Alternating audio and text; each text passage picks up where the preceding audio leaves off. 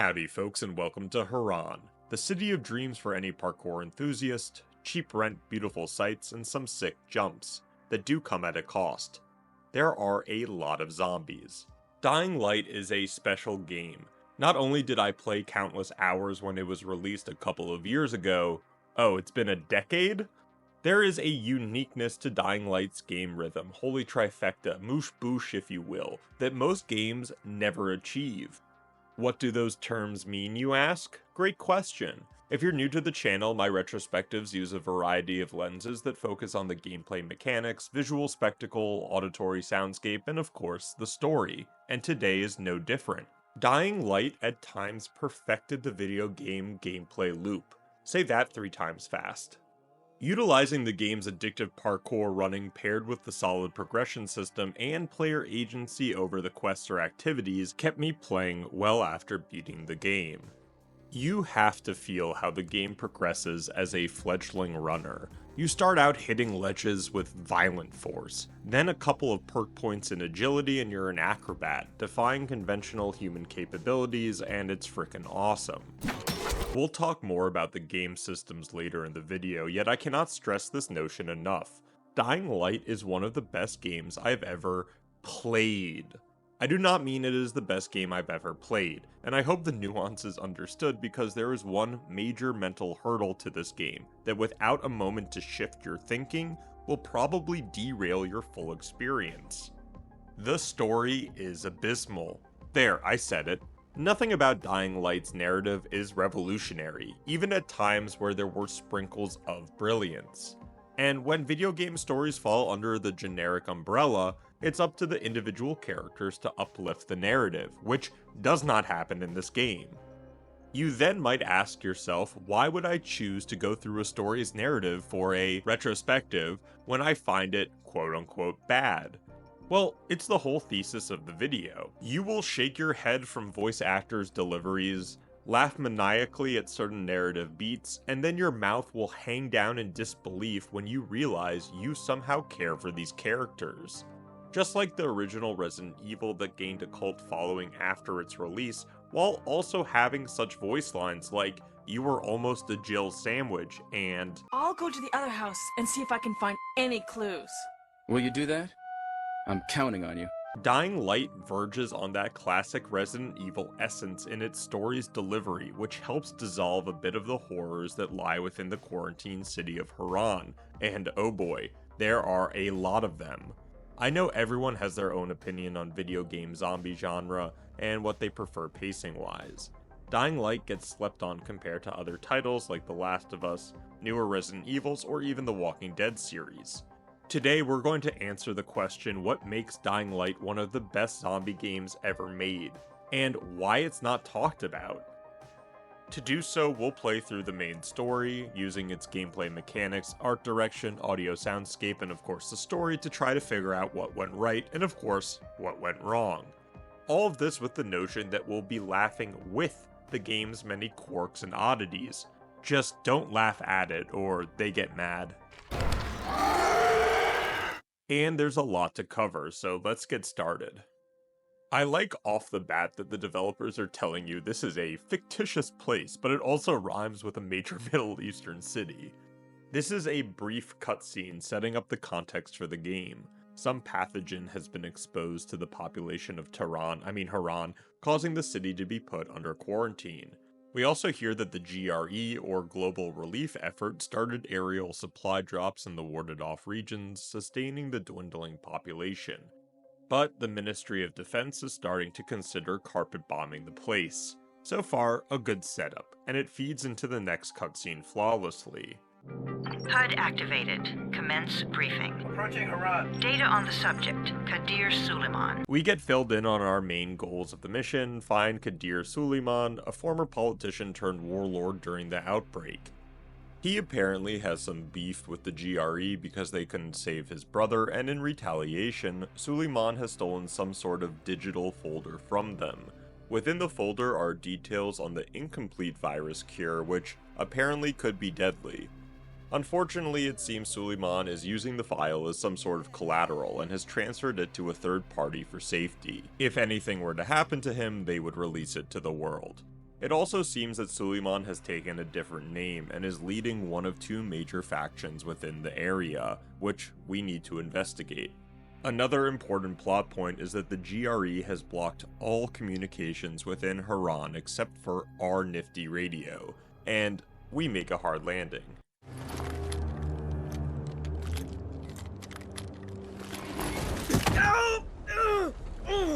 Raiders pick us up, and I like the detail after we draw our pistol of the raiders really backing off at first. Knowing sound attracts the walkers, and oh boy, does it ever.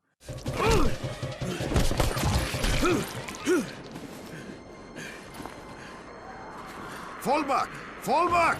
We immediately get bitten, which I enjoyed since it kind of throws the trope on its head. This opening scene was intense and really shows that anything can happen in this city. Get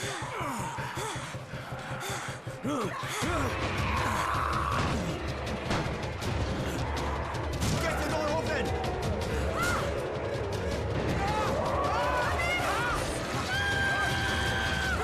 A woman named Jade saves us, and we fade to black. The story truly begins. The second opening has our character, who is still yet to be named, awakening from his zombie bite within the apartment complex. I thought the detail of the children watching over him to see when he would wake up was a good touch, and what a view from the window setting up the landscape. Another detail that blew me away throughout the game was the interior designs. If you watched my other videos, I might have an unhealthy obsession when it comes to interior level design, art-wise, or gameplay. For 2015, this is impressive, even if Unreal 5 might look sleeker in today's standards. After staring at the textures of this oven for far too long, we exit the apartment and are told that the boss wants to see us, and we've been dubbed number 31. What do you mean 31? Ask the boss. When our character questions this, the dude goes, "Talk to the boss," but then the next random person sitting down explains it instantly. You're the 31st infected. I'm the 18th. Everything is counted here. One fewer doses of antizin. One more new infected. One more runner gone. It's a great concept having the number of people infected counted and even used as a name. It might also add a necessary distance with oneself and others, since I'm sure creating connections while having a mortality rate of some banana high number is not good for the mental health.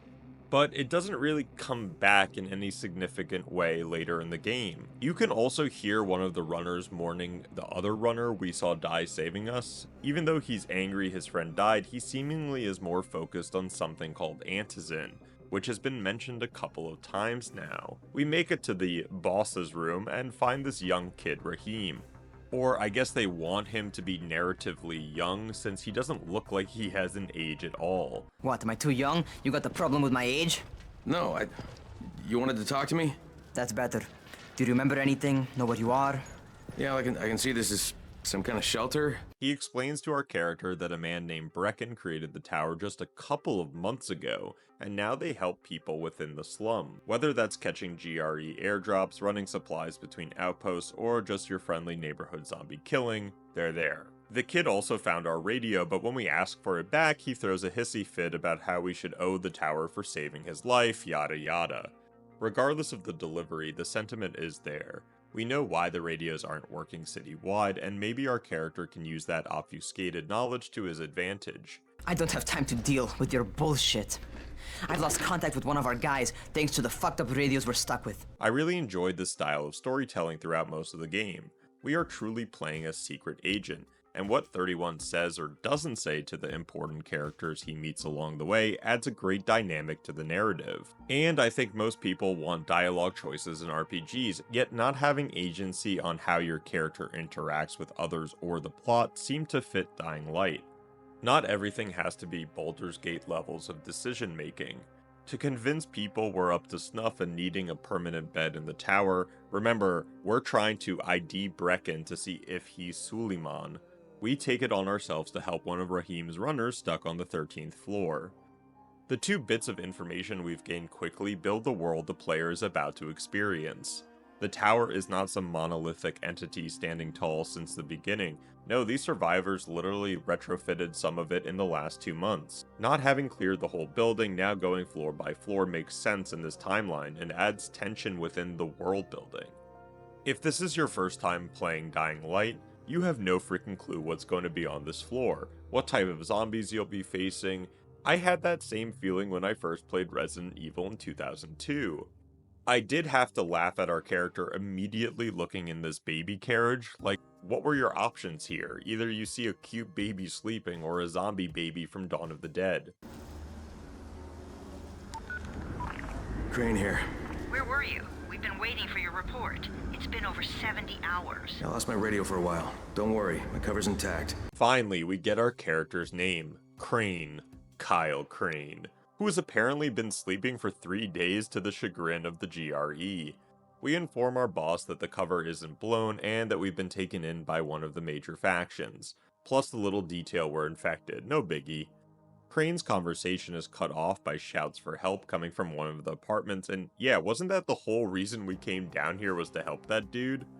We get our first weapon, and come on folks, look at the blood, look at the gore, look at the lighting, it's gorgeous!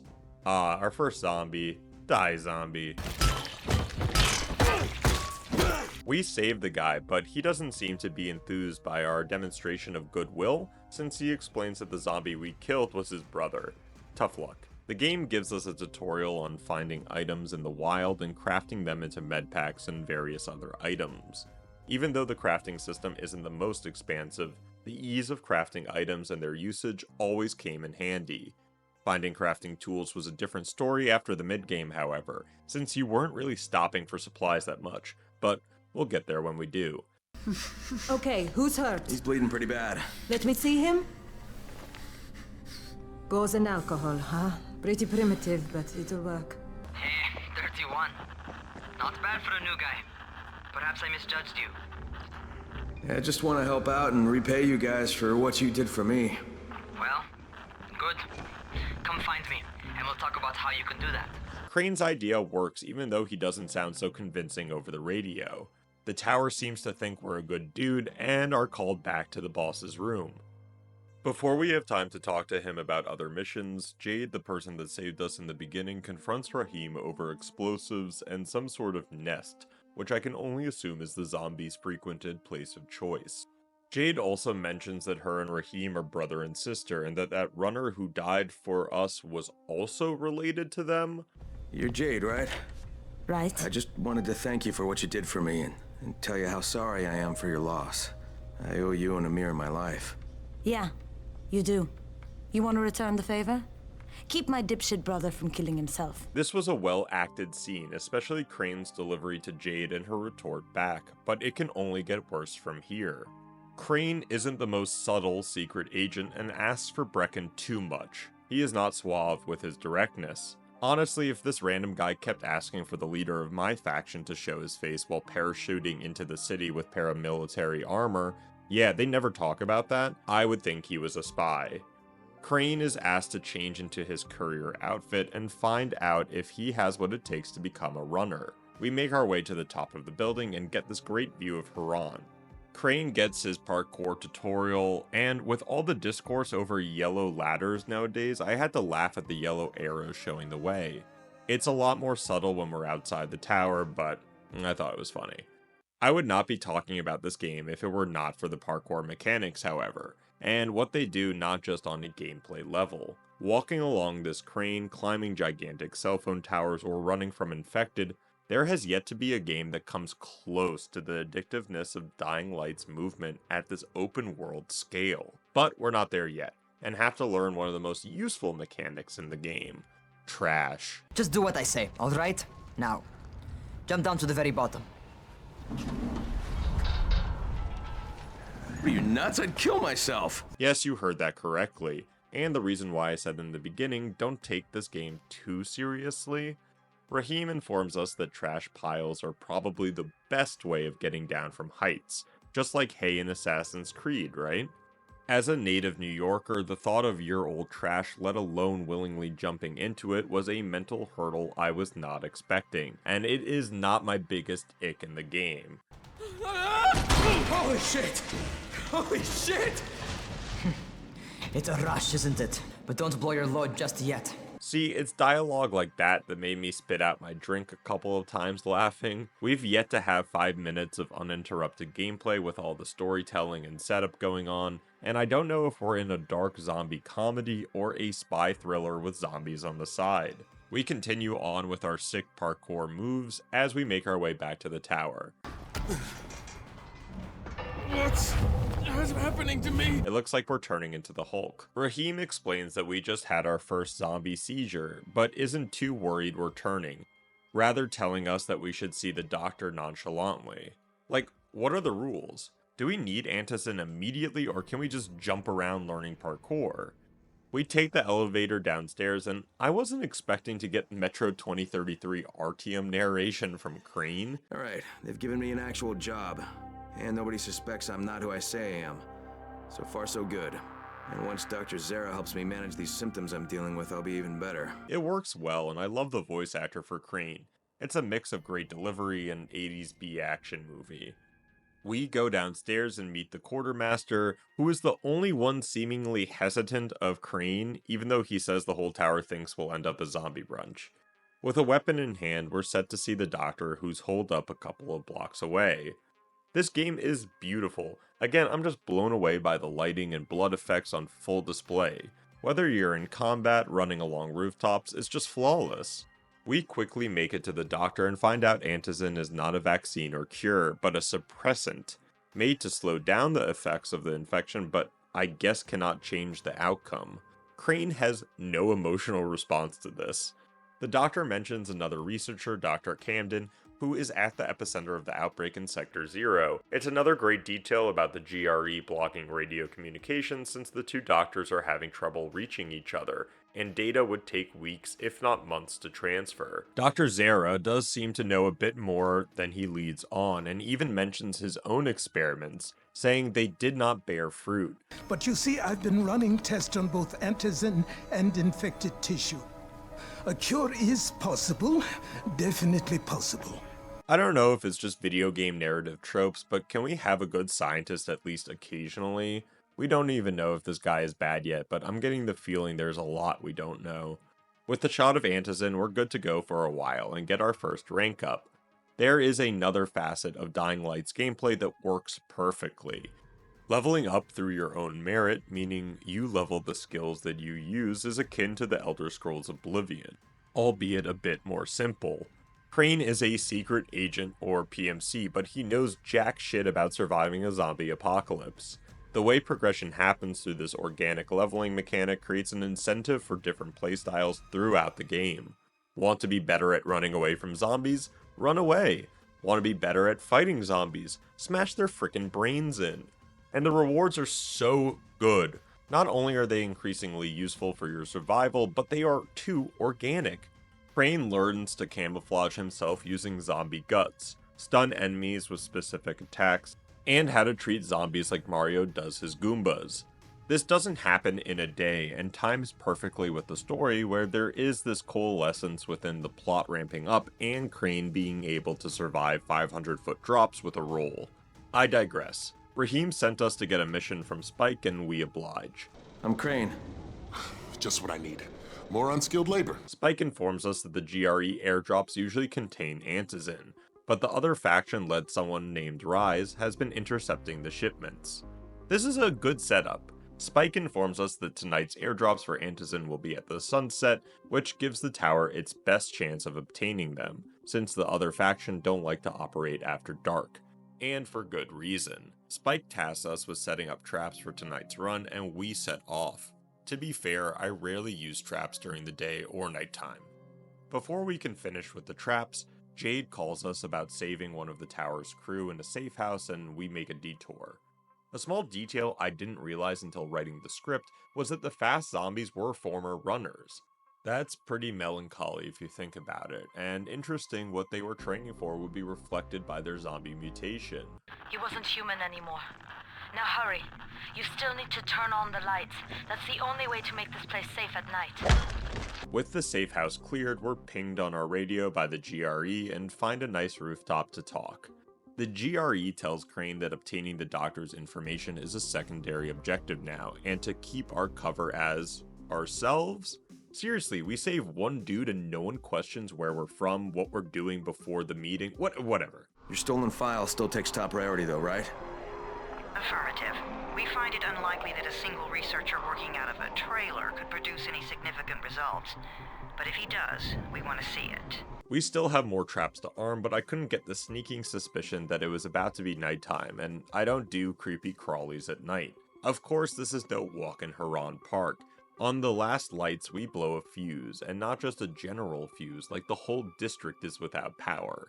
Spike informs us of a substation not too far away, and Crane puts on another one of his many hats as an electrician. Hey, this blackout has really put us in a tight spot.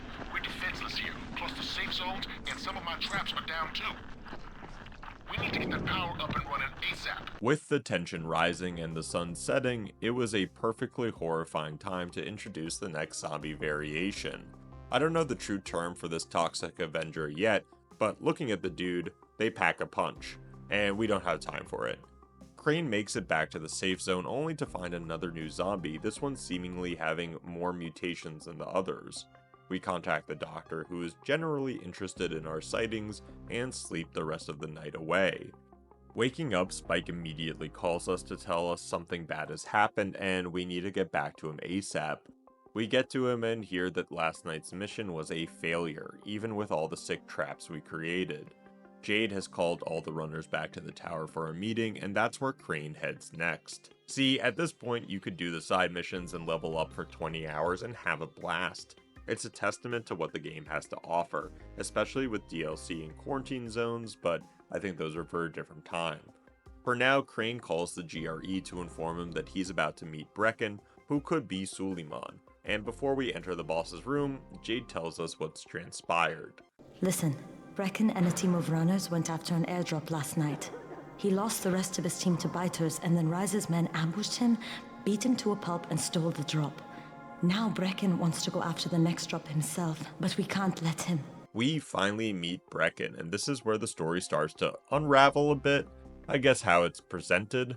Jade, who's your friend? Crane offers himself to get back the stolen antizin from Rise's thugs, which Brecken doesn't really have a good reason to say no to. Before we leave though, the tower's doctor stops us.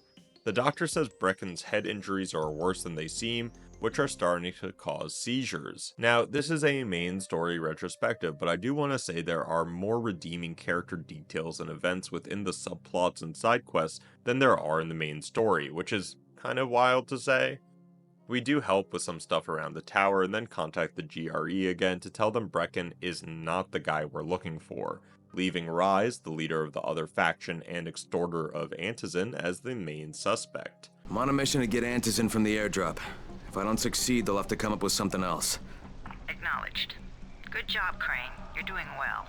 Stay on task, and we'll be in touch. But something weird is going on since the GRE lady tells us to contact them once we've found it.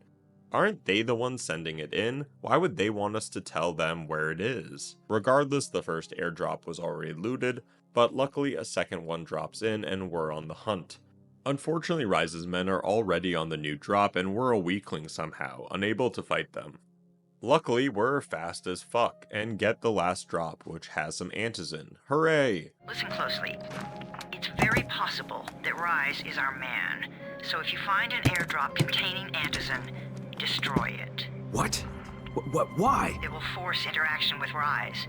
You can go under Brecken's auspices as an ambassador, if you will. But there are civilians depending on this stuff. Our plan is focused on the greater good.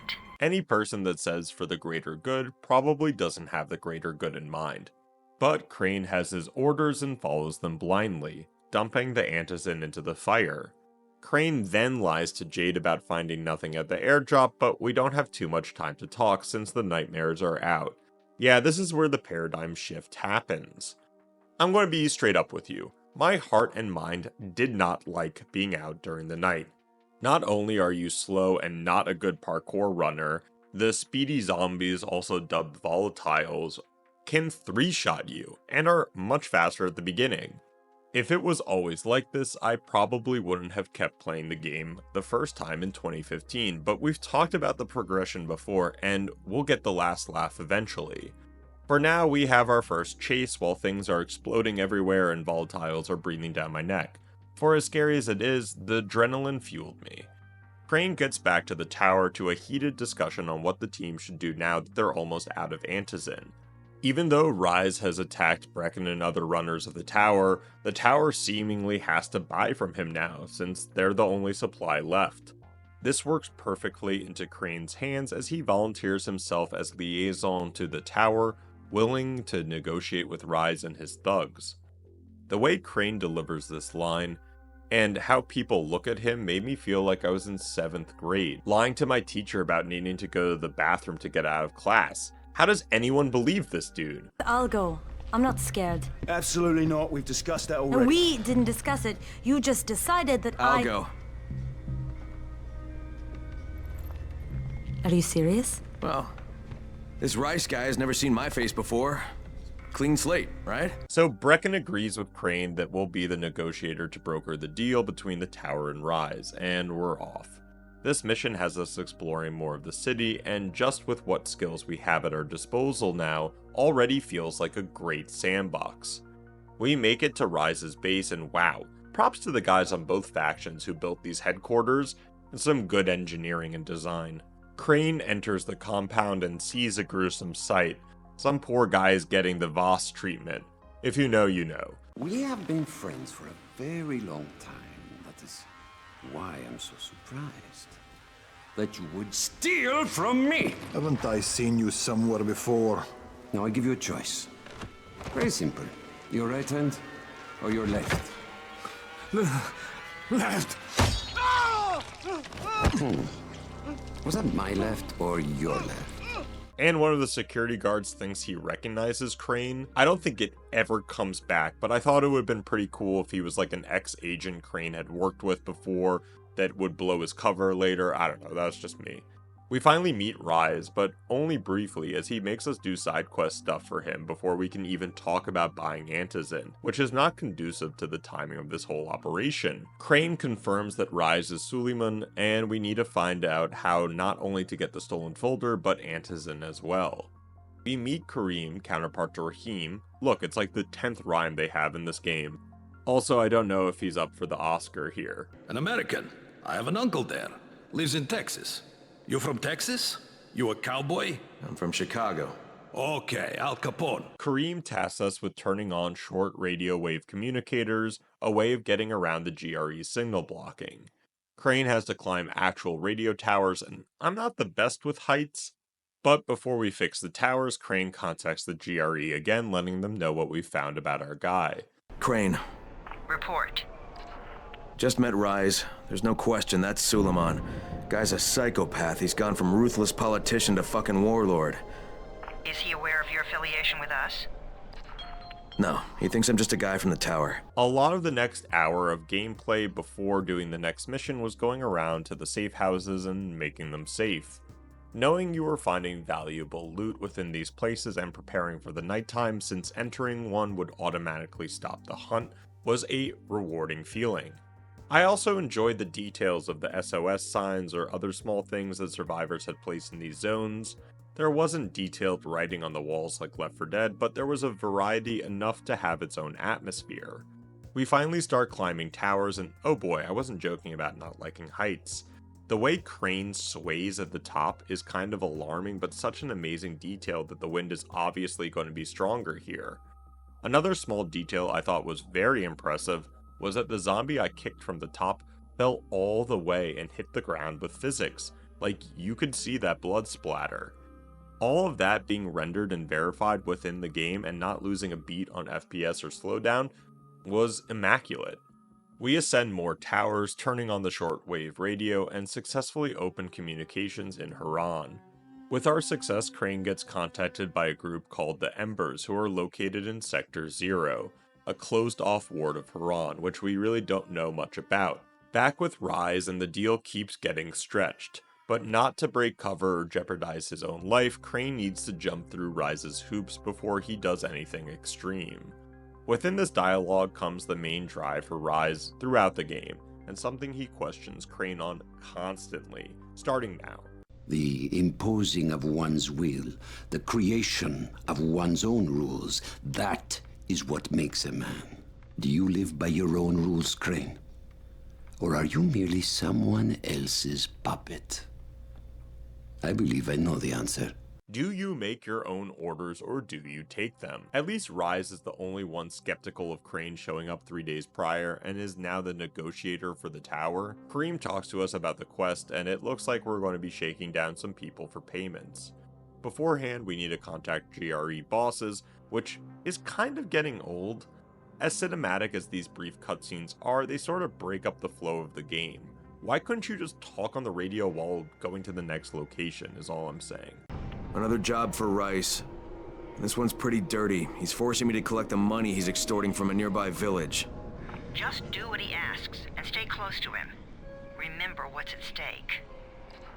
Yeah, Crane out. Crane at this point is questioning whether to follow Rias, but what? Crane's line in the sand is extortion? After what, burning Antizin, killing humans and zombies without a qualm, it's extortion money he's baffled the GRE are okay with him perpetrating? We go through the settlements collecting owed payments to Rias, and Crane really gets into the character. Kareem, it's me. So I just threatened to break an old man's legs. The next payment is for some reason exchanged in a creepy tunnel, and we meet our new variant, the Exploder. These zombies have specific names. Anyways, these guys blow up, attracting lots of zombies and infecting my dreams. Seriously, great texture work on these guys. So no exchange from the fishing village means we're going to have to pay them a visit, but we soon realize why no one's come. The village has been taken by zombies, and Crane needs to fix the fence and take care of the intruders before we can extort the poor. With the zombies burned to a crisp, we search through the village for their leader and eventually find him with a bigger problem. His wife. Am I right, fellas? You can't just push us around like this. Furkin gonna kick your ass. Do it, Furkin. Kick his ass. For God's sake. Look, I don't want any trouble, but we already paid this month. No, seriously. Why does she ask him to kick my ass when I just demonstrated I could murder 30 zombies without even breaking a sweat? Even Crane disses the old dude. A real man would have kicked his ass. Yeah, I'll leave you to it. Sounds like you have bigger problems than money. Our final stop is some ferry docking bay, and I enjoyed the world building through Kareem's dialogue about the mission, stating that the navy of whatever country we're currently in has boats deployed to kill anyone trying to leave by sea. It's a detail that adds a bit more seriousness to the more jovial, if I can stretch that word, atmosphere we've gotten in the last hour of gameplay. We make it to the third settlement, and at least these guys give Crane a hard time about his actions.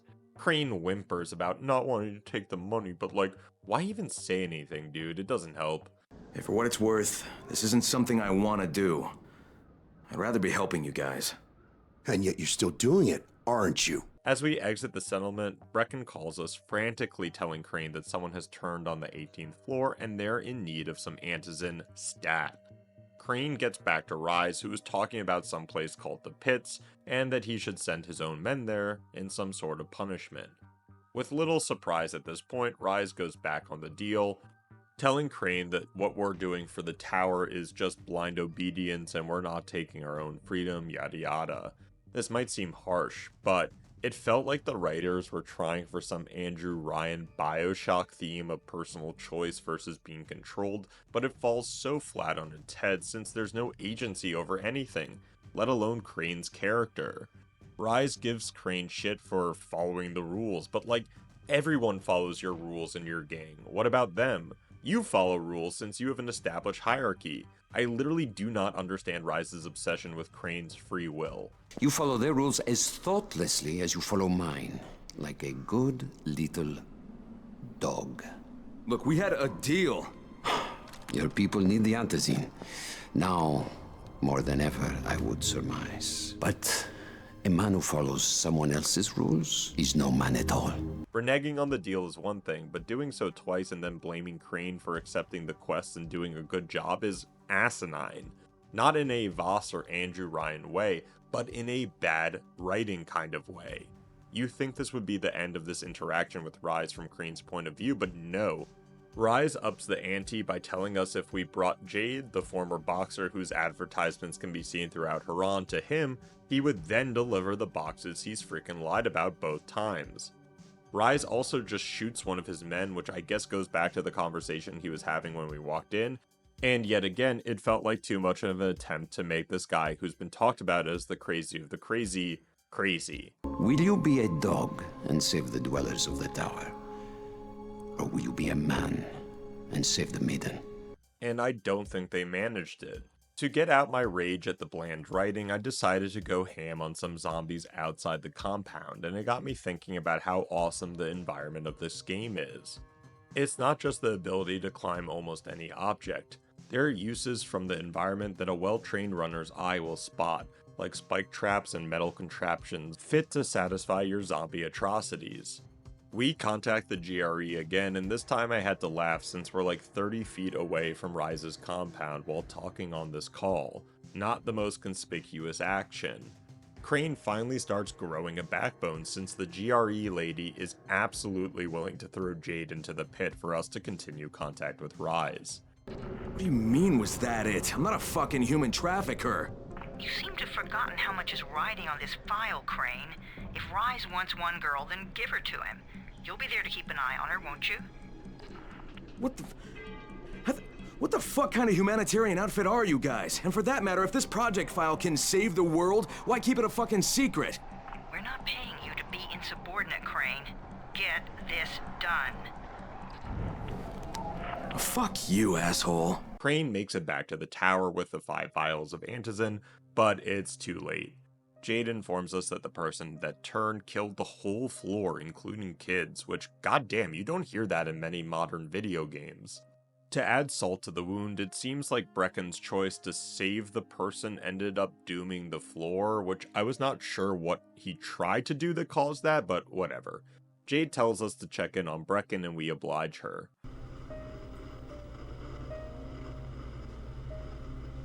This is where we get the announcements about the antizin drops. And they've just stopped. There were kegs in there! I froze. Lena had to step up. Maybe she should be in charge. What the fuck, Crane? I'm no leader. I'm a goddamn parkour instructor. Wait, so all the free running... Wait, that was you? Oh my god, this is glorious on so many levels. We have Brecken punching the TV out of frustration, then the admittance to being a parkour instructor. There's a lot going on. Even Crane gets a chance at his new occupation, a therapist. Brecken, these people still need you. Okay, just give me some time, all right? There's gotta be another way. A better way. Fine. I'll wait. But not for long. I don't even know if I could truly make you feel the shift in story dynamics at this point, but we've gone from one of the heaviest themes in media, the death of a child, to not 2 minutes later consulting with a drunk Rahim, where unironically Crane says, "What's up?" Like he wasn't told 2 minutes ago a whole floor of people Rahim knew were fucking eaten alive. Again, this is why the notion of laughing with the game and not at it is so vitally important to enjoying these moments. Would I have liked to talk more to Brecken about the emotional toll of not making the right decision in crunch time? Absolutely. Did I dread the back and forth between Rahim and Crane talking about destroying the volatile nest? You bet. It almost felt like to me that the game didn't know when to go full throttle into the maturity of the themes they were writing about, and tried to deflect from any emotional resonance the player might have gotten in the last couple of scenes. But then the ending of Crane and Rahim's interaction is wholesome and poignant. Crane asks him about a postcard Rahim has been drinking to, which gave his character a bit more development. You don't know what it's like. All I can do is watch. Sit on my ass and watch everything happen and do nothing. I don't want to die here, Crane. Not like this, not helpless. If I go out, I'd rather go out doing something. What's this? I was set to fly out on Sunday. They quarantined us on Thursday. I already had my bags packed. What is this? Our 10th call with the GRE? Crane is pissed that the GRE have stopped sending airdrops of antizin and really starts fighting back against their wishes. Also, why not send more agents if they think Crane is going AWOL? Regardless, the GRE doesn't bite at our request for antizin, saying that it's not politically helpful to the Ministry of Defense, which sounds ominous. Yet Crane still says that he'll find their stolen file, but take a good long look at it before giving it to them. Yeah, okay Crane, are you a biochemist now too? Jade contacts Crane telling him that she's got a lead on one of Rise's storage units and wants us to come along with her to investigate. The facility could be holding all the antizin that he's been stealing. You know, I would get Rise stashing the antizin away for profit, which was said at the beginning, but if he doesn't even sell it to the tower, what the hell is the point of keeping it? Sure, he has his own guys to help out, but it seems like he has such a supply to the point of needing extra storage facilities outside his main compound that I'm at a loss for what he wants to do with it. Jade's tip was right about Rise using an old school, but we still don't know if the antizin is inside. I mentioned briefly the term quarantine zone, which are interior level designs within the world map that have challenges or something unique about them, not just your average area. The school is like that in a way where there's more focus on interior details and atmosphere, with a slower pace of gameplay that adds a lot to the horror side of the experience. I was blown away by the classroom, seeing the supply drops scattered around, windows boarded up, or the mass graves still present from day 0. The developers nailed this portion. We fight our way through Rise's men and zombies, meeting Jade downstairs in the basement area. Unfortunately, what Rise was stashing away was not antizin, but a ton of explosives. Jade accepts taking the ordnance back to the tower, but also tells Crane not to tell Rahim, who, remember, wants to take down that building inhabiting all the volatiles. I guess both want to take the explosives away, since they would probably be used to destroy the tower. At least that was my guess. We make our way outside after a couple more fights and discover the creepy zombie from the first night. I think the dude just wanted a beer. The beans have been spilled about the explosives, and Rahim promises to Crane that he won't get involved. Rahim also informs Crane about the Dr. Zere being in the tower, and again after seeing the almost human-like volatile, he thinks we should talk with him. Yet as the plot thickens and starts shoring up, there of course needs to be some levity, and we get this weird delivery from the doctor. Hey Doc, you got a minute? Oh, it's, Kane. Yes. How can I help you? Crane. Like, how the hell do you not know this dude's name? Not only have you talked with him multiple times, but he like fixed the damn radio. Everyone knows him now. The doctor says the others are spotting the special infected, calling them bolters. They only come out at night and in specific areas. Remember when the doctor was talking about his experiments that didn't bear fruit? Well, he now has the hypothesis that the tainted meat he laid out has had an effect, and tells Crane to take some flesh samples. Sure, should be easy. This portion was difficult since the bolters came out only at night, and I had not participated in the nighttime since our first antizin burning. I'm glad they made the player get out of their comfort zone with this, since you have to utilize stealth to get past the fast infected and sneak up on the bolter itself. Dying a ton of times trying to do this made the night less terrifying, don't get me wrong, I still clenched my you-know-what, but dying made it less, consequential in a way. We return to the dock with the sample in hand and find some interesting results. It looks like the dock created the variations in the infected we see today, and that I guess is the catalyst for the cure, but Zere doesn't have the capabilities Camden does in Sector 0. Crane gets called stupid for thinking they could just email the data or put it in the cloud, then volunteers to hand the data over physically plus the sample tissue, which would require finding a path to the warded off sector. And there is never a dull moment in Herran. Just as we leave the doctor's office, Rahim calls us saying that he's about to blow up the nest building. But everything has backfired and they need our help. We triple time it to the railroad tracks where Rahim told us he'd be, but Crane is too late. Rahim! Crane, I didn't think I'd make it, so I armed the bombs. They'll blow in less than 5 minutes. Oh shit, kid, you're bleeding. Huh? Oh, I cut myself. It's nothing. Fuck, just plant the bombs. Okay, kid, that's freaking stupid to arm the bomb. What if we didn't find you? It would just blow up the railroad, and everyone says they got cut. Come on.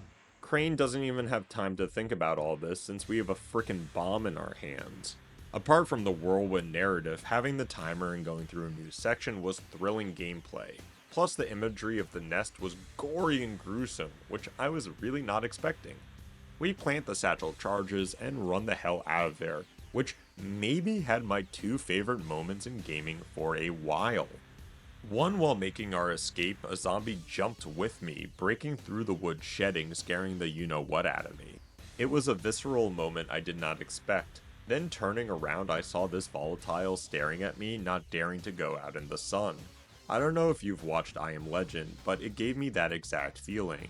Both the original and the Will Smith version. I don't know if this was scripted, but these two moments, literally one after the other, made me feel like a kid again. Hey, Rahim! It worked, man! Hey, your plan worked, kid! Rahim? Hey, do you copy? Shit. Crane rushes back to the rail yard and is excited to share the news with Rahim, only to find the kid turned. Now, I don't know how the virus works, but why the hell could we go without Antizin for an extended period of time without turning, but Rahim literally turns in 30 minutes of being bitten? What are the rules? Rahim's dead. He lied to me about that bite because he wanted me to blow up that fucking building. I don't know what the hell I'm gonna tell Jade. We end up back at the tower explaining to Brecken what has transpired. Jade overhears the conversation and storms out, but we can't go after her since there's a huge explosion from the doctor's office. Turns out Rise's thugs have stormed the doctor's safe zone and we're about to get our first guns, which are awesome. I don't know why the police rifle is stronger than the military one, but that's irrelevant. Zere has been kidnapped and Brecken tasks us to find him. Getting back to Rise's compound, but this time having to find an alternative entrance was fun. And I liked the stealth mechanics coming out again, even if they needed refinement. Also, can we just admire the lighting again? Maybe not the flashlights, but the nighttime? The static lighting and particle effects that I hope comes out on YouTube's video quality are kind of astonishing. We enter the compound and for some reason Crane calls the GRE for support. Like, why would they help you? They don't even give him a chance since the Ministry of Defense takes the phone instead of our usual caretaker. We have declared Harran a Code 1 target zone. Wait. Just hang on. You can't just carpet bomb this place. There are still hundreds of innocent people in here. Maybe thousands. The Ministry tells Crane that instead of airdrops that have been happening, I would assume consistently, they will now carpet bomb the city into oblivion, regardless of whether there are survivors or not. Crane buys 48 hours of time by sharing Dr. Zere and Camden are close to a cure, and we continue deeper into the base. I don't know if I could just run through this section, but God gave us guns for a reason. The shooting mechanic in Dying Light is nothing to write home about, but it's not terrible either. Guns don't really have an umph to them, and it feels more like bullets are coming from your chest, not an actual muzzle. But honestly, after having to hack my way through countless zombies to get to this point, I kind of abuse guns for the rest of the game, against every enemy. We find Rise with the Doctor, and again, I have no idea what is motivating Rise to capture the Doctor other than the game needs a villain. And I'll never talk.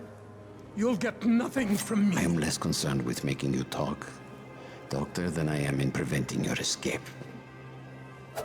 Sadistic fuck, he's an old man. Like he stabs him and then requests medical treatment on that exact wound? We get knocked out and brought to the pit where Rise has this big speech about how the city is full of snakes and we're the biggest liar of them all. You come to us like a snake in the grass. Here, in a city of lies, you are the biggest liar of them all. What the hell are you talking about? Answer me, motherfucker! Yes, lose control. That is what you Americans are so good at, after all.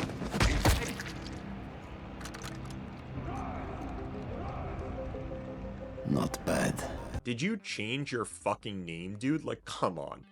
I do like how Crane gets a punch in on Rise for being a prick, and in turn, Rise shoots again one of his lackeys. At least this time it felt justified. So we're in the pit, and I have to say, this was another great little change up from the regular scheduled programming.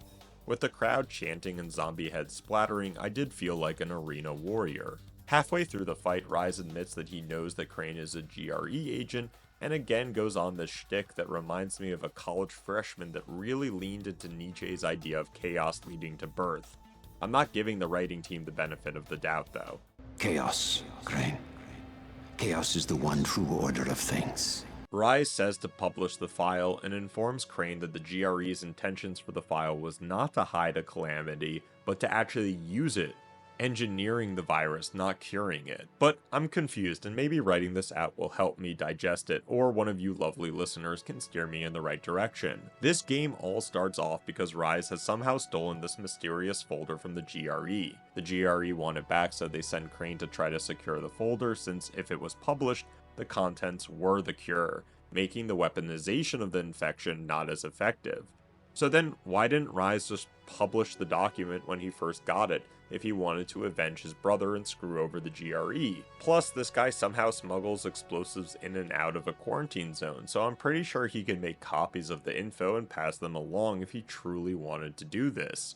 But I couldn't focus on the story nonsense when contemporary Shakespeare is being written in front of our eyes. Crane somehow embodies Jackie Chan and Max Payne, lifting his right leg uncomfortably high to kick away a gun and cuts the hand off of Rias.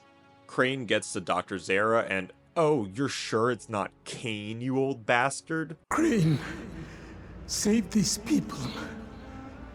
They don't deserve all of this. Jokes aside, you don't even have a second to grieve before this glorious moment happens. Crane! Crane! Crane! I think I've shouted Crane at my wife while also doing the motion for searing my missing right hand more than I can count, with minimal results. I also love how Crane can just dodge bullets at this point, which always gets me. Like, why not run first, then have the enemies try to shoot you? It makes it a bit more believable. Anyways, the escape that transpires is one with merit and needs to be talked about.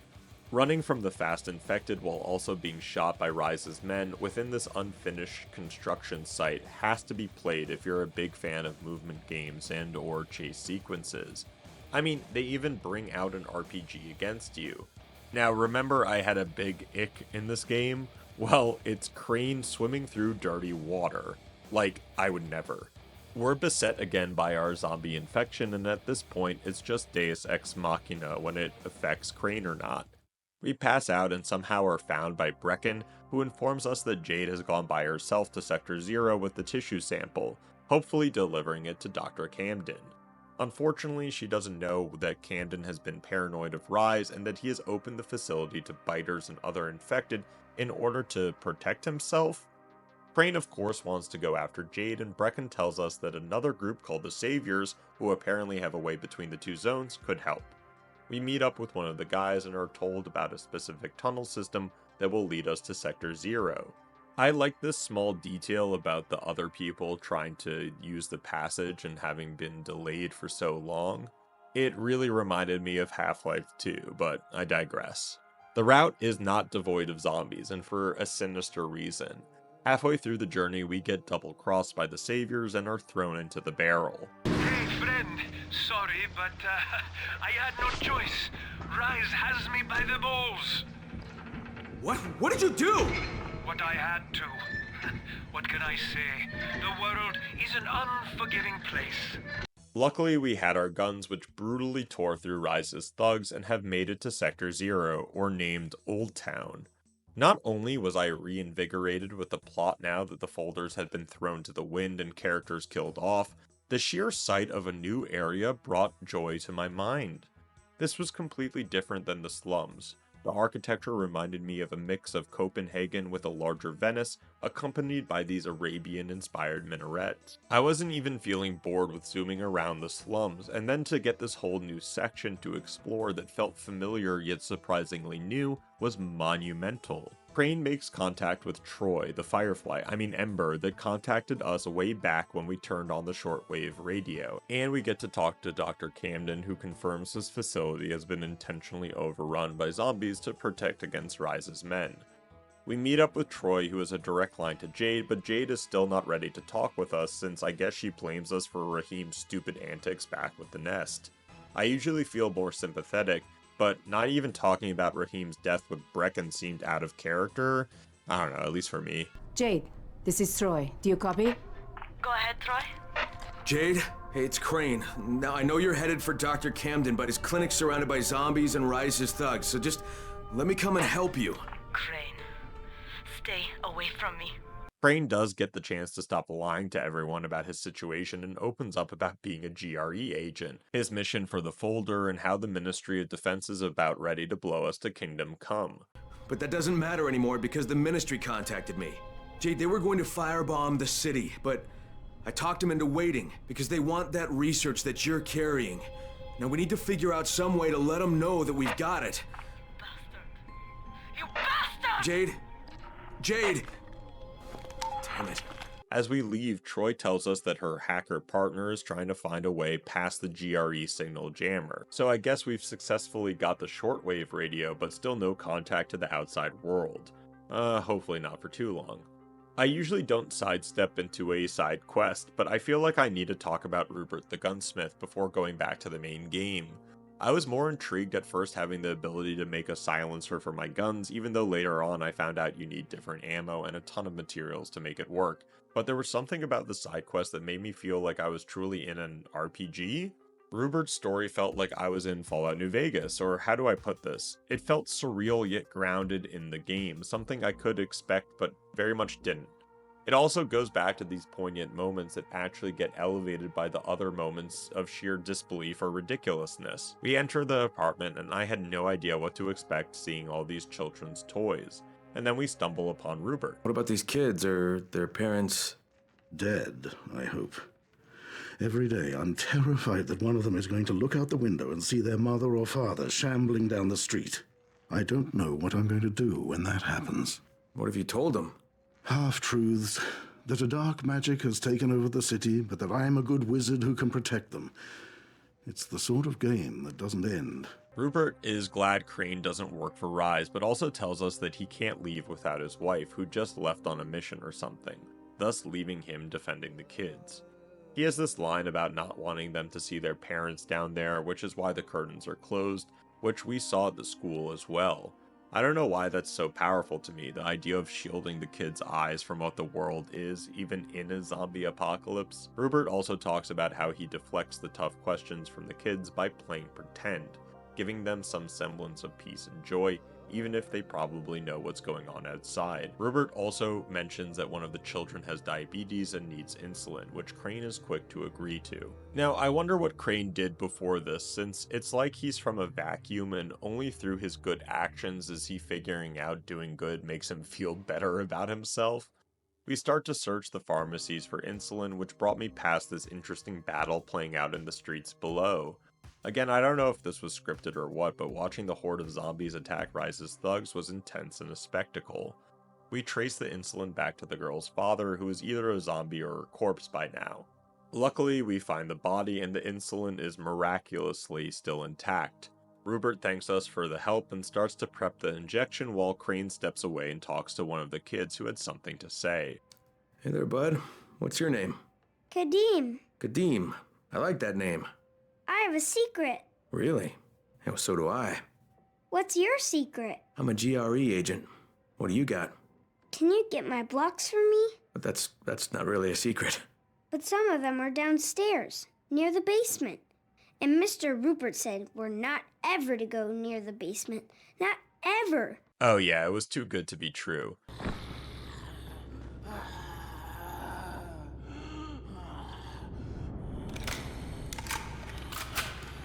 Yeah, that's a zombie, and I'm pretty sure that's the wife that went out to buy cigarettes.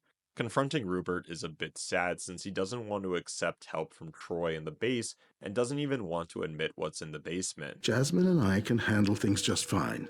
Rupert, I was downstairs. Oh, I see. I'm sorry, Rupert. Sometimes in those noises, I think I can still hear a tiny trace of her voice. And that's Rupert's story, ending not with a bang but with a whimper. I wanted to highlight this because it shows that the game can have good writing and situational experiences on a narrative level. Rupert's story, even though short, was emotional and unique. There were details within the side quest that will stay with me for a while, and hell, has me on this sidetrack too. Crane does put Rupert's wife out of her misery, but I got a chill down my spine after seeing the room she was trapped in. Not only was the light on, but there were flowers growing, or at least on display, with a bear sitting like a person. Whether they're trying to say she had some sentience or mental thoughts, or was this all set up by Rupert for her comfort before turning? What do you think? Back with Troy, Crane is shown the news video that confirms that the files Rise had and published did implicate the GRE in trying to weaponize the pathogen rather than a cure. So again, why the hell didn't Rise just do this sooner? Why didn't he just try to sell it on the black market for a boatload of cash? Why wait until the GRE went after him? Anyways, the news also fakes that the last person has been evacuated out of Harran and the Defense Ministry will start bombing the area. Look, Crane, before you go charging out of here, we already had an idea of how to send a message. Wait, what the hell? What does she mean, ego charging? I'm fucking Kyle Crane. Instead of, starting an SOS fire on top of a building next to them, Troy and company decide the best way of showing the world that there's still people in the city is to set off multiple bombs in a building, quote, making something zombies couldn't. I kid you not. So we have to ego charge to their runner who has the explosives but can't do the damn job himself. Maybe I was turning into Crane because of the next level we got in agility, allowing us to use the grappling hook. Consistency, physics, whatever be damned, the grappling hook is the crack to this gameplay's cocaine. At a certain level, you won't have fatigue and I believe unlimited grappling hook usage. At that time, Kyle Crane is closer to Spider-Man than James Bond. It opens up the game in a way that again, I did not expect my first time playing, and can be used in so many situations that honestly it makes the game feel new, beyond halfway through. It also goes back to playing this game well after finishing the story, since night times with the grappling hook paired better than peanut butter and frickin' jelly.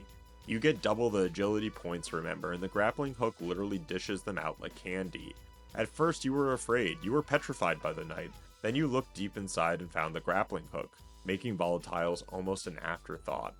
We enter the sewers in order to find Michael, and again, swimming in water with corpses is a personal ick. Crane finds Michael, who is very confident about their plan working. What needs to happen is, you take these explosives, turn on the gas ovens, and plant charges in a few specific apartments. Well, that'll make a pattern, huh? One nobody outside Herran could mistake as random. If they can explain this shit away, we are all gonna be really fucking impressed. With explosives in hand, we, for whatever reason, take the elevator instead of walking up a couple of floors. Like, why would anyone trust an elevator during a zombie apocalypse? Also, Crane keeps getting the infection seizures or whatever the hell is going on. When was the last time we had antizin? We plant the bombs in each room Michael read off to us until room 134. Maybe it was playing Call of Pripyat and hearing the child in X8 cry, but it's actually a trap by the burrower that I was so hesitant about what was happening here. And I was not wrong. Is that a child crying? These little shits scared the shit out of me, and honestly I'm surprised the game got away with baby zombies being killable. That achievement name.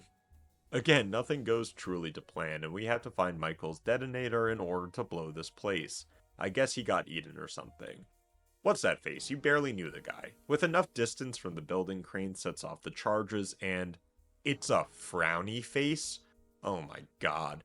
That was our big plan to let the world know we were still here? A frowny face in a high-rise? And to think Michael said that they couldn't explain this one away. I'm sorry, what? I could explain this away in a second. Gas leak, foreign entity, testing missiles. Hell, even if someone had a camera trained on the building, you know you'd get 15 million different answers to the conspiracy theories.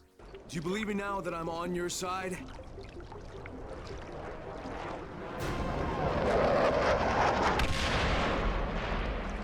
Sons of bitches! If they can explain this shit away, we are all gonna be really fucking impressed. It does, however, give our boy Crane another chance with Jade, who sees how much he cares. Jade tells Crane over the radio to meet her at the Red Building on Emerald Canal, very specific. The Red Building on Emerald Canal. Over the radio, on a non-secure channel. Crane, are you even a special agent? Well, Crane gets to the meeting spot only to find words written in blood and Jade nowhere to be found. The only lead we have is come to the museum to find out, and honestly, I was enjoying that these narrative threads were revving up. Troy explains that the museum is also Rise's true lair or headquarters. I mean, how many freaking compounds does this guy have? Also remember, Jade still has the tissue sample and I believe some of Zere's work on the cure to give to Camden, so getting that on top of saving her is paramount. Unfortunately, it's not so easy to get into the museum, and Crane will need to talk to a custodian of the institution before learning how to get there. The custodian claims there's an underwater entrance in the pond Crane can use to infiltrate the facility, and again, we get the ick of swimming through dead corpses, just this time accompanied by French horns. It kind of sounded like they were farting. Okay, alright. We enter the museum and immediately are confronted by Rise, who is pretty pissed off we took his hand from him. Ironic, since didn't we see him doing the same thing in his first interaction? Regardless, he shows off Jade, who looks not so well for wear, and we fight through a ton of enemies in what I have to say is a very well curated museum. Crane's seizures have gotten pretty frequent, but he continues on and finds Jade within one of the showrooms. Again, Rise has to have this balcony soliloquy like Juliet. See, I knew I could rope Shakespeare back in. Thanks to your repair of my antennas, Crane, I've listened to every word any of you have said. How do you suppose I found you, Miss Aldemir? Or the good Dr. Camden? How do you think I broke the connection between the sectors? I am the director of this film. And now that I have Zere's research, the GRE will do as I command, which renders the two of you useless. Rise confirms my suspicion about being able to hear every radio broadcast we've had since turning on the communicators, which I just had to laugh at the sheer ignorance of Kyle Crane. And that ignorance knows no bounds. Example number 43 is Crane kneeling over with Jade asking if she's alright, while a very noticeable bite mark is on her leg. Like, come on, Crane. We've seen this before. The guy in the bathroom on the 17th floor, Rahim, and now Jade? How could you not notice these things? Once again, you find yourself with a choice, Crane. Your precious scorpion is about to turn, but so are you. Who will receive the antazine? Who has a hope of living through this encounter? I was kind of infatuated by the choice Rise was giving us, and I kind of hoped that if we had the chance to choose Jade, not ourselves, we would unlock like a 4th skill tree and become a Super Crane zombie. Nope. What transpires is weird. It's the only way I can describe it. Like, Crane doesn't at first inject her, but like talks to her, trying to convince her it's the best option. For an unknown reason, Jade tells Crane she wants him to kill her when she turns, but then runs away while we're turning. Then we get like this acid trip where Crane can hear Jade over the radio about her thought process on dying. Like, is this all happening inside Crane's head? I need you to hear me, Crane. Crane. Crane, can you hear me? What the? I know you wanted to try and save me.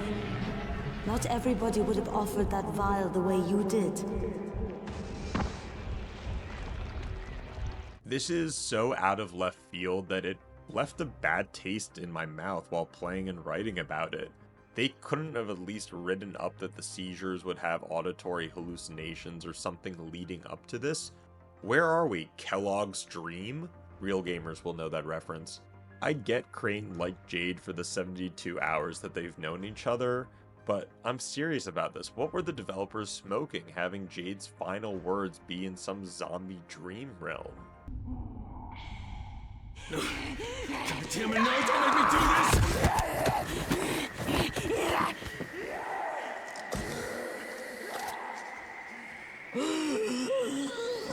Oh no. Oh God, Jade, what was that? I'm so sorry. I didn't mean to. One of us has to live, Kyle. You just remember what you promised me. All of this, and still you had your choice made for you. Disappointing, Crane. You, and you. Get in there and kill them. Like, did Rise just watch us blindly run around talking to ourselves while Jade tried to inject us with antizin? And then she pulls this off? What are the fucking rules, man?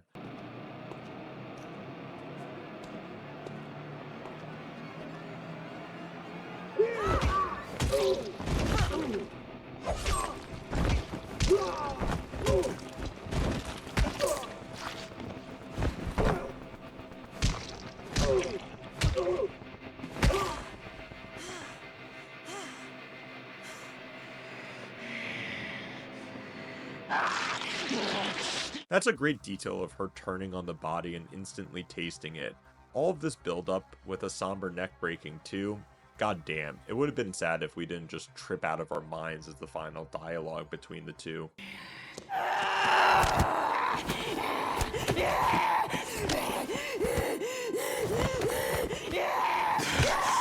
Goodbye, Jade.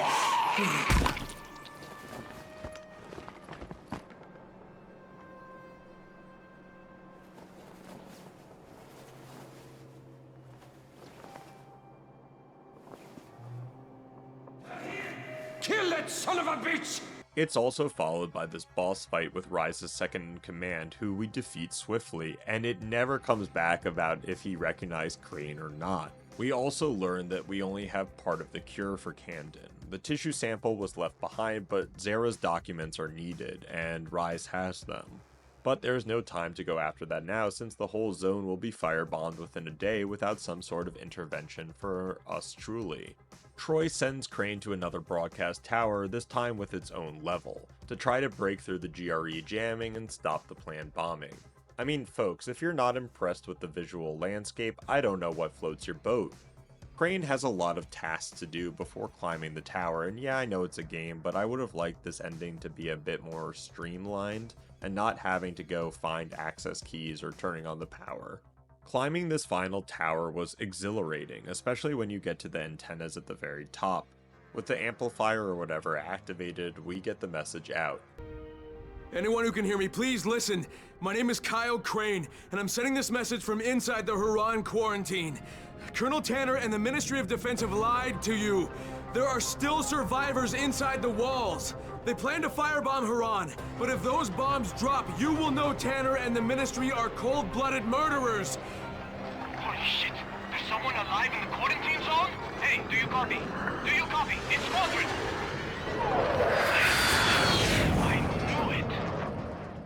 Yeah, I'm gonna call bullshit on this one, let alone his radio message somehow broadcasting to F-16s, but that they would hold back from their mission at the target is kind of laughable. Crane also gets contacted by the GRE lady, who now offers him in exchange for Zere's files, a one-way ticket out of Herran.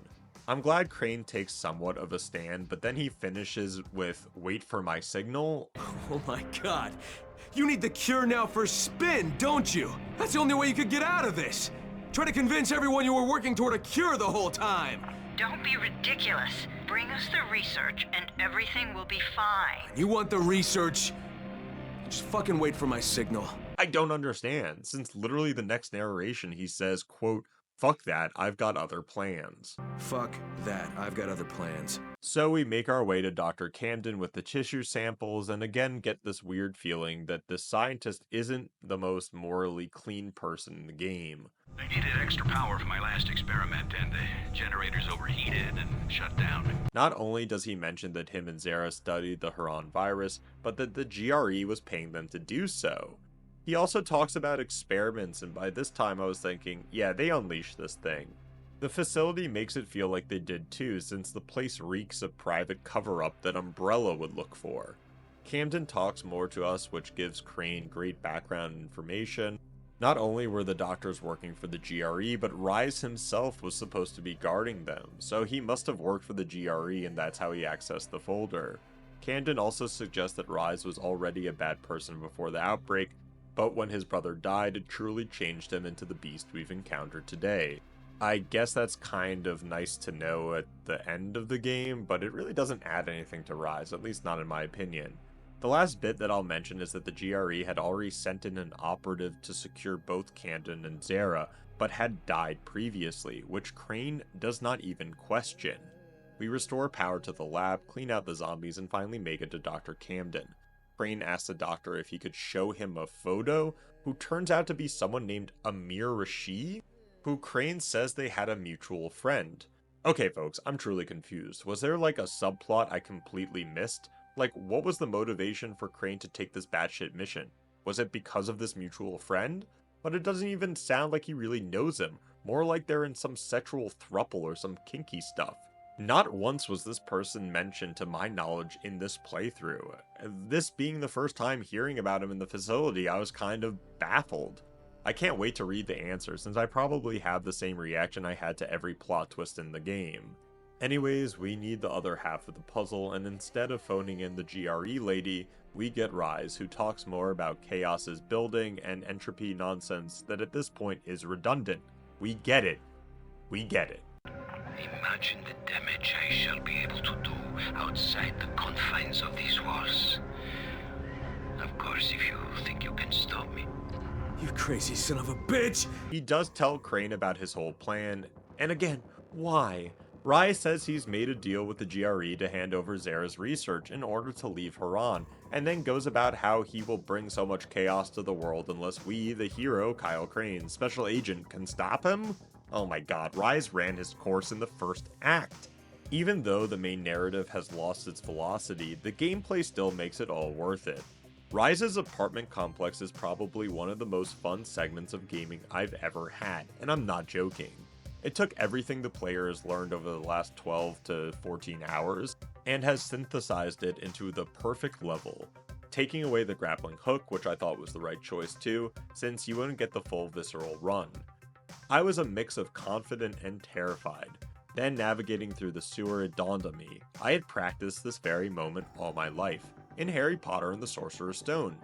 Yes, as I ran past hordes of zombies, all clamoring to get their grubby dead hands in my flesh, I could only think about the troll chase scene from Harry Potter.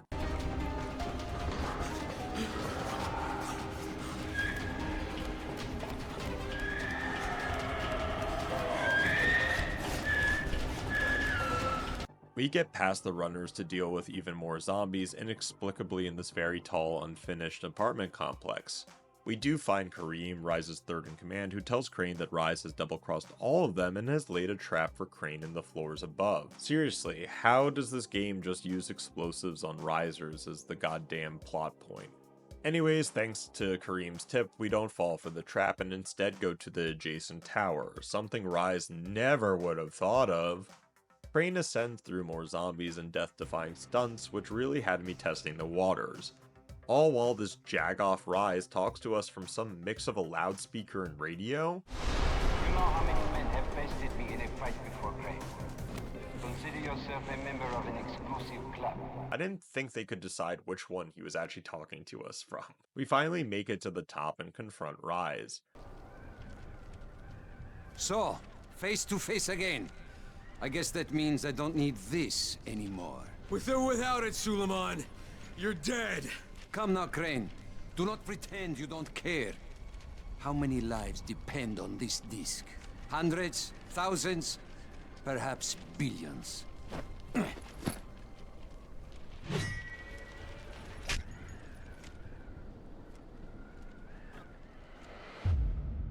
Are you kidding me, folks? Did they really just pull a quick time event at the actual ending of the game? A mechanic they only established while opening the fucking substation electrical panels? This time we laughed at the game. What the hell were they thinking? Even more so is that the quick time events weren't so easy for me to hit, since Rias's constant talking while climbing the building had me reach for something tangible IRL to tune him out. Let's just say I wasn't at the top of my reflex game. I think I died about 5 times here, and it's not even the end of the world, but I was pretty baffled a game dedicated to great movement and decent combat would end on a quick time event. I will teach you, Crane. You will suffer alongside me.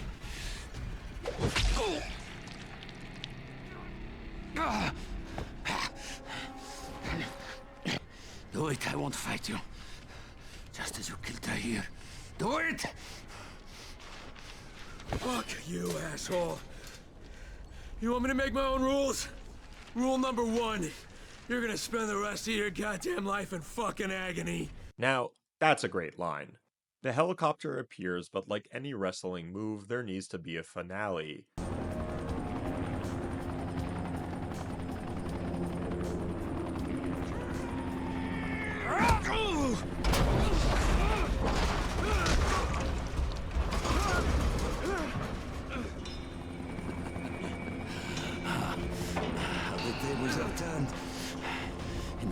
and I.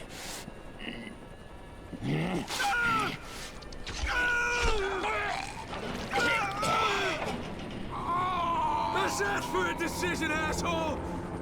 I literally jumped out of my seat in joy at that. Even if we were finishing it like this, I would rather go out on a bang. And honestly, apart from Crane thinking it's impossible for people to view him as stupid, I enjoyed him sticking one last middle finger to the GRE. We're offering you a chance here. Get the rest of the research and come with us. And I can think of a lot of reasons to tell you to go fuck yourself, but why don't we just pretend for a minute that you don't think I'm stupid? You need the cure. It's here, in the city, somewhere. And as long as it is, you won't try to pull any ministry-style bullshit. Crane, why do you even give a fuck what happens to these people? You don't belong here. This is just a job for you. No, not anymore, it's not. I'll be in touch when I've decided what to do next. Plus, Dr. Camden calls us up about the tissue sample, telling Crane that if he has Zere's data, that the cure is well within reach. So that's pretty awesome. And that's the end of the main story to Dying Light. Wow, what an incredibly high-octane and goofy adventure, with so many incredible highs and odd lows that I truly cannot recommend this game enough for the sheer experience of it all, rather than its place on the all-time zombie games. Dying Light's gameplay and systems probably are some of the most smooth and engaging I've ever played, but that was never enough to cover up some of the lackluster characters or narrative pacing that skewed the game in between genres and visions. On one hand, Dying Light took on mature themes with the situations Crane found himself in, and didn't shy away from the gruesome and always gory reality. But the game never felt like it could be comfortable always showing that side, rather taking moments for comedic relief or weirdness that I thought was a step too far. And maybe that's why Dying Light isn't as renowned as The Last of Us, which always showed the grim reality of its universe, only using levity in specific ways that would be poignant to the character building.